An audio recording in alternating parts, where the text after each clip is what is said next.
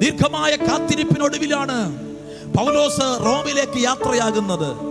ദീർഘമായ കാത്തിരിപ്പിനൊടുവിൽ അവൻ ഒത്തിരി ആഗ്രഹമുണ്ടായിരുന്നു റോമിലേക്ക് പോകണമെന്ന്. പക്ഷെ സാഹചര്യങ്ങൾ അവനെ അനുവദിച്ചില്ല.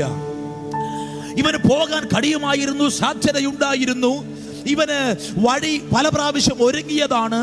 എന്നാൽ പൗലോസിന് നിർബന്ധം ഉണ്ടായിരുന്നു, ഞാൻ റോമിലേക്ക് പോകുന്നെങ്കിൽ അത് ദൈവത്തിന്റെ ഇഷ്ടത്തോടു കൂടി മാത്രമേ പോകത്തുള്ളൂ. അത് പൗലോസിന്റെ ഹൃദയത്തിലെ അവൻ ഭയങ്കര ആഗ്രഹമായിരുന്നു. അതുകൊണ്ട് അവന് മറ്റ് സാധ്യതകൾ വന്നപ്പോഴും ദൈവം അവനെ അനുവദിക്കാത്തത് കൊണ്ട് അവൻ റോമിലേക്ക് പോയില്ല. പക്ഷേ ദീർഘമായ വർഷങ്ങൾ കൊണ്ട് ആ മനുഷ്യൻ റോമിൽ ഒന്ന് കാല് വെക്കണമെന്ന് അതിയായ ആഗ്രഹം പൗലോസിന്റെ ഹൃദയത്തിനകത്തുണ്ടായിരുന്നു. ഈ ആഗ്രഹം സാധ്യമാകുന്നത് അവൻ ബന്ധനത്തിലായതിനു ശേഷമാണ്. ഈ മനുഷ്യൻ കുറെ പ്രാവശ്യം ആഗ്രഹിച്ചിട്ടും അവൻ റോമിലേക്ക് പോകാൻ ദൈവം അനുവാദം കൊടുത്തില്ല. ദൈവം അവനെ അനുവദിച്ചില്ല. പക്ഷേ ഇവൻ ബന്ധനത്തിലായതിനു ശേഷം അവന് റോമിലേക്ക് പോകാനുള്ള അവസരം കൊടുക്കുകയാണ്. ചിലപ്പോഴൊക്കെ നമ്മൾ ചോദിക്കും, കർത്താവ് നീ എന്നാ ദൈവമാ, ഇവൻ ആഗ്രഹിച്ചപ്പോൾ ഒരിക്കലെങ്കിലും നിനക്ക് റോമിലേക്ക് ഇവനെ വിടാമായിരുന്നു, പക്ഷേ നീ വിട്ടില്ല. ദൈവം പറയുന്ന, മോനെ എനിക്ക് അവനെ റോമിൽ നിൽക്കണമെന്ന് ആഗ്രഹമുണ്ട്. പക്ഷെ അവൻ റോമിൽ പോയാൽ അവൻ സംസാരിക്കേണ്ടത് സാധാരണ മനുഷ്യൻ ാകരുത്, അവൻ സംസാരിക്കേണ്ടത് രാജാക്കന്മാരോടാകണം എന്നെനിക്ക് നിർബന്ധമുണ്ട്. അത് സാധ്യമാകണമെങ്കിൽ അവൻ ബന്ധിക്കപ്പെട്ടേ മതിയാകും. നിന്റെ പല ആഗ്രഹങ്ങളും ഇന്നലെ നടക്കാത്തത് അവൻ ദൈവത്തിന് നിന്നോട് എന്തോ പ്രശ്നമുള്ളത് കൊണ്ടല്ല. നടക്കാത്തതിന്റെ കാരണം നീ നിൽക്കേണ്ടത് നീ ചിന്തിച്ചതിനേക്കാൾ വലിയ സ്ഥലത്താകണമെന്ന്. ദൈവത്തിന് നിന്നെ കുറിച്ച് ഒരു സ്വപ്നമുണ്ട്. നീ ചിന്തിച്ചതിനേക്കാൾ ഉയരത്തിൽ, നീ ആഗ്രഹിച്ചതിനേക്കാൾ ഉയരത്തിൽ നീ നിൽക്കണമെന്ന്. ദൈവത്തെ നോക്കി പരാതിപ്പെടല്ലേ, ദൈവത്തെ നോക്കി പിറുപിറുക്കല്ലേ, ദൈവത്തെ നോക്കി സങ്കടപ്പെടല്ലേ. നിന്നെ കുറിച്ചൊരു സ്വപ്നം കാണുമ്പോൾ അതിനേക്കാൾ മനോഹരമായ സ്വപ്നം നിന്നെ കുറിച്ച് ദൈവത്തിന്റെ ഹൃദയത്തിലുണ്ട്. ഇതൊരു സത്യമാണ്. നീ വിശുദ്ധ ബൈബിൾ മുഴുവനും വായിച്ചു നോക്ക്. നീ നിന്റെ ജീവിതത്തെ കുറിച്ച് സ്വപ്നം കാണുമ്പോൾ, നിന്റെ തലമുറകളെ കുറിച്ച് സ്വപ്നം കാണുമ്പോൾ, നിന്റെ മിനിസ്ട്രിയെ കുറിച്ച് സ്വപ്നം കാണുമ്പോൾ, നിന്റെ നല്ല നാളെ കുറിച്ച് നീ സ്വപ്നം കാണുമ്പോൾ, ആ സ്വപ്നത്തെക്കാൾ വലിയ സ്വപ്നം നിന്നെ കുറിച്ച് ദൈവത്തിന്റെ ഹൃദയത്തിൽ, നിന്റെ അപ്പന്റെ ഹൃദയത്തിൽ ഉണ്ടെന്ന്. ദൈവം പറയും, മോനെ ഞാൻ നിന്നെ റോമിലേക്ക് വിടാം, പക്ഷേ നീ അവിടെ പോകുമ്പോൾ എനിക്ക് നിർബന്ധമുണ്ട്. നീ അവിടെ സാധാരണ വിശ്വാസികളെ കാണാനല്ലേ ആഗ്രഹിച്ചത്, പക്ഷെ നീ സംസാരിക്കേണ്ടത് അവിടുത്തെ സാധാരണ വിശ്വാസിയോടല്ല, നീ സംസാരിക്കേണ്ടത് അവിടുത്തെ രാജാക്കന്മാരോടാണ്. പൗലോസ് പല പ്രാവശ്യം ആഗ്രഹിച്ചിട്ടും ദൈവം അവനെ അയച്ചില്ല. പക്ഷേ പൗലോസ് നിർബന്ധം പിടിച്ചുമില്ല. പൗലോസ് ചില കാര്യങ്ങൾ പിടിവാശിക്കാരനായിരുന്നു. എന്ന് പറഞ്ഞാൽ അവന്റെ കൂടെ ഉള്ളവർ നന്നായിരിക്കണമെന്ന് പിടിവാശി അവനുണ്ടായിരുന്നു. അവരിൽ പാപമുണ്ടാകരുത് എന്ന് പിടിവാശി പൗലോസിനുണ്ടായിരുന്നു. പക്ഷെ പൗലോസിന്റെ പ്രത്യേകത, ദൈവം നോ പറഞ്ഞാൽ ആ കാര്യത്തിൽ പൗലോസ് പിടിവാശി കാണിച്ചിട്ടേ ഇല്ല.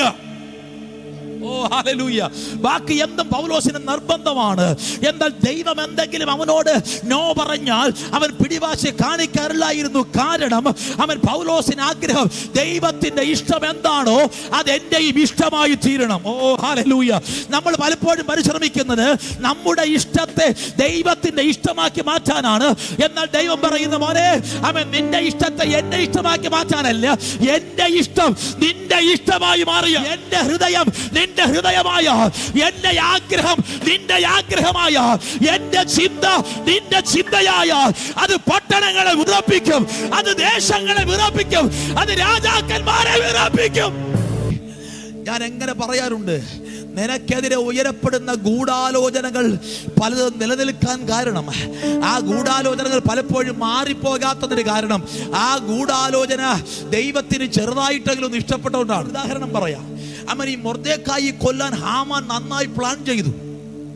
അവൻ പ്ലാൻ ചെയ്ത് മൊർദെഖായി കൊല്ലാൻ എല്ലാ കാര്യങ്ങളും റെഡിയാക്കി, രാജാവിന്റെ സന്നിധിയിൽ റെഡിയാക്കി. അവസാനത്തെ ആണ് എന്നതുപോലെ അവനെ കൊല്ലാനുള്ള കഴിമരം അവൻ ഹാമാൻ ഒരുക്കി വെക്കുകയാണ്. ഞാൻ ചിന്തിക്കുന്നു, ദൈവത്തിന് ആ പ്ലാൻ അങ്ങ് ഇഷ്ടപ്പെട്ടു. ഹല്ലേലൂയ. ദൈവം പറഞ്ഞ പ്ലാൻ കൊള്ളാം, പക്ഷെ ചെറിയ ചേഞ്ച് ഉണ്ട്. തൂങ്ങേണ്ടത് മുർദെഖായി അല്ല, അത് വെട്ടിയിട്ട് ദൈവം ഹാമാന്റെ പേരെഴുതി. നിനക്കെതിരെ ഉയരപ്പെടുന്ന പല ഗൂഢാലോചനകളും നിനക്ക് നന്മയ്ക്കായി ഭവിക്കാൻ പോകുകയാണ്.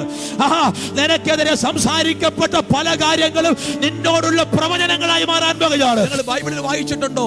യേശുവിനെ കൊല്ലാൻ വേണ്ടി മഹാപുരോഹിതൻ പ്ലാൻ ചെയ്യുന്ന സമയത്ത് അവിടെ ഒരു മഹാപുരോഹിതൻ പറയുന്ന ഒരു കാര്യമുണ്ട്. ഈ ആൾക്കാരെല്ലാം മരിക്കാതിരിക്കേണ്ടതിന് അവന് പകരം ഒരാൾ എന്ന് പറഞ്ഞാൽ യേശു മരിക്കുന്നത് നല്ലതെന്ന് അവൻ മഹാപുരോഹിതൻ പറയുന്നത്. ബൈബിൾ അവിടെ എഴുതി വെച്ചിട്ടുണ്ട്.